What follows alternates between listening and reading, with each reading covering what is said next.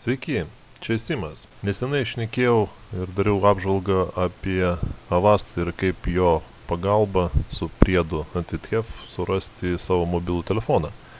Taigi, pastudijavęs daugiau šitą programėlę, pastebėjau, kad galima rasti ne tik telefoną, kaip ir čia, sakysim, location paspaudus, daug nesiplėsiu, prieš tai apžvalgoj matėt. Čia yra net retrekas, kaip matot, kiek privažinėta visur. Bet ir yra papildomos kitos funkcijos, tokios kaip įrašyti aplinką. Daleiskim, aš paspausiu ir kaip pavyzdį, vieną minutę nusiųsiu, kad įrašytų iš mano telefono. Lygiai taip pat galima nusiųsti ir padaryti nuotrauką. Paspaudus pasirenkam, kokią kamerą net naudoti, ar padaryti screenshotą pačio mobilaus telefono tuo metu. Ir tokiu būdu galima, aišku, ir prisidirbti, kaip sakant. Gerai, jeigu jūs tai valdot ir jūs tai nustatėt patys ir žinot viską, bet kaip jeigu kažkas tai iš svetimų žmonių pas jūs tai įdėgia ir kaip apsisaugot nuo to, tai dėja veiksmingų labai priemonių nelabai ir atradau. Prieisim prie to, kad savo telefone aš įdėgiau daug antivirusinių programų ir aišku, puikiai suprantat, kad šita anti-theft tai yra irgi antivirusinės priedas, bet jeigu jūs to nežinot, tai galima ištrinti net pačią antivirusinę ir priedas toliau visgi veikia. Jisai toliau gali sekti jūs, kopijuoti, taip kad jeigu jums kažkas tai ir įdiegtų tokią programėlę, jūs galite absoliučiai net nepamatyti. Ir ką, aš pastačiau populiariausias antivirusinės, paspaudžiau patikrinti, praskanuoti.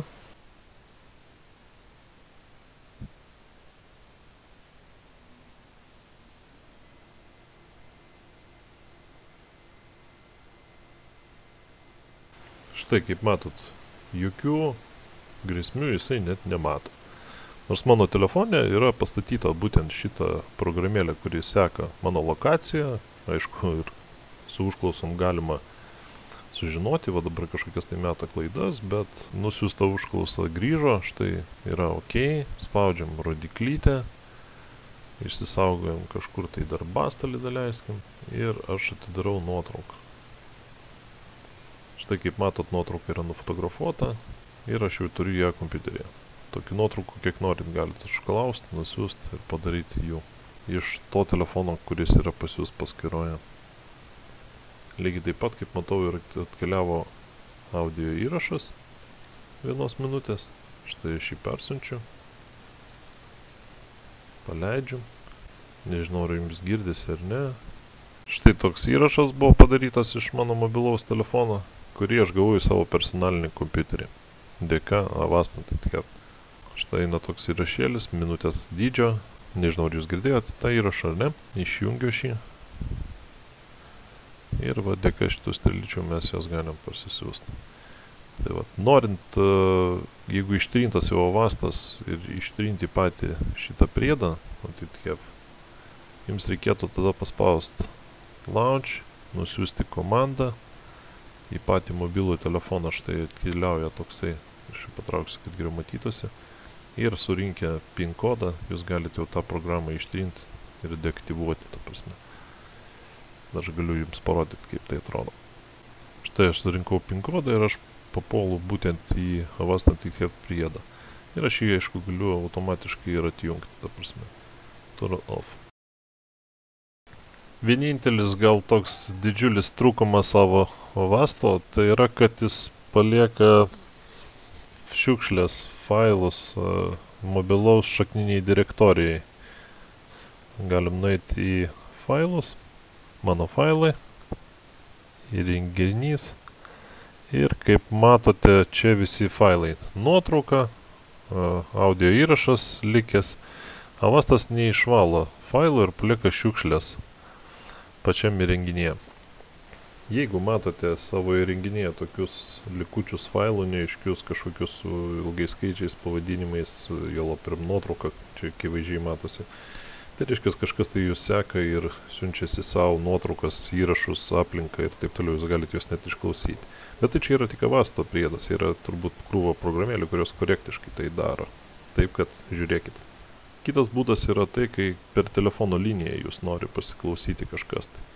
Tai aišku yra primityvūs būdai, kaip tai patikrinti. Einam į skambinimą ir surenkam žvaigždutę, grotelės, 2-1 grotelės ir skambinam.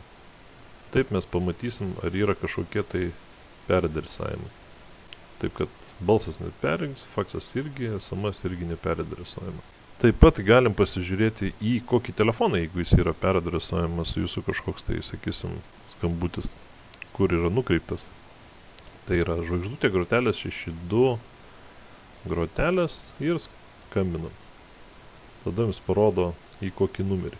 Tai va, čia rašo, kur yra skambutis persiuntimas, kai yra nepasiekiam. Yra kita funkcija, kur galima visus peradresavimus nuimti. Renkam 2 kartus grotelės, 002 grotelės ir skambučių ženklas spaudžiam. Tai rašo skambučių persiuntimas, visi, na čia kreivas vertimas, bet sėkmingai ištrinta, viskas, visi peradresavimai nuimti. Štai taip, galbūt, sakysim, nedidelių priemonių dėka jūs galite atjungti nepageidavimus peradresavimus. Norint patikrinti liniją, yra tokia programėlė GSM Spyvarė. Paliksiu nuorodą po šito video. Jinai, tarp kitko, gali kažkaip tai perspėti, kada yra įrašomas jūsų pokalbis, kada per liniją. Nors, atvirai pasakius, nežinau, ar jinai korektiškai veikia. Man nei iš jo, nei iš to vakar net be jokio skambučio pradėjo, reiškia, pranešinėti į ekraną, čia yra nusistatymai, ta prasme, kad yra pokalbis paklausomas. Nu, gal ir iš tikro paklausomas, nežinau. Čia galima ištrinti visus logus. Logai tai čia yra tie, vat, sakysim, įrašai, kurie vyksta, jis rodo kažkokią jūsų lokaciją, fiksuoja pastoviai, nežinau, kam to reikia, nors jis daugiau kaip lyg ir orientuotas į pokalbių sekimą, ar nėra papildomai klausoma. Gal dėl to, kad pas mane yra 2 programėlės špionai šiuo metu įdėti, jisai tai perspėdinėja. Yra, kurie įrašinėja pokalbius specialiai sekant, nors kažkokios logikos neatradau. Su vienais šnekant, reiškės, pokalbiai perspėjimas yra, kad pokalbis yra klausomas, su kitais asmenim šnekant visiškai jokio perspėjimo nėra. Taip, kad kažkokios tokios, sakysim, logikos, kaip veikia šitą programėlę, aš neatradau, nes nėra papildomos informacijos pačiuose loguose. Ir dėl to labai sudėtinga spręsti. Bet, norint įsibandyti, galit suinstaliuoti šitą programėlę ir pažiūrėti, kaip pas jūs jinai reaguoja, ta prasme, ar kokius perspėjimus ir kada jūs pamatot, su kokiais žmonėm gal kažkokios tendencijos yra, ta prasme, ir iš tikrųjų tai yra įrašomas tas pokalbis. Nors geriausia nesirgt paranoja, reikia pagalvoti, kam jūs būsit reikalingi ir kodėl jūs turėtų sekti. Štai tiek, pabandykit surinkti tą 10 laikų ir aš padarysiu kitą apžvalgą, kaip apsaugoti jūsų mobilų telefoną nuo slapto fotografavimo per kameras, kada jūs nematot, ir slapto įrašymo ir siuntimo kažkur tai į serverius arba pas to špionus, kurie nori jūs susekti. Tai tokia primityvi apsauga, kurią galima būtų įsidiegti savo.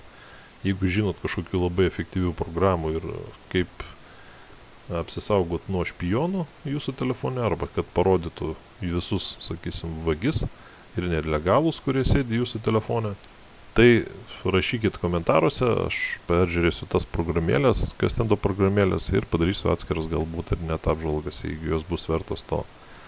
Ačiū už dėmesį ir iki kito karto. Viso geriausio.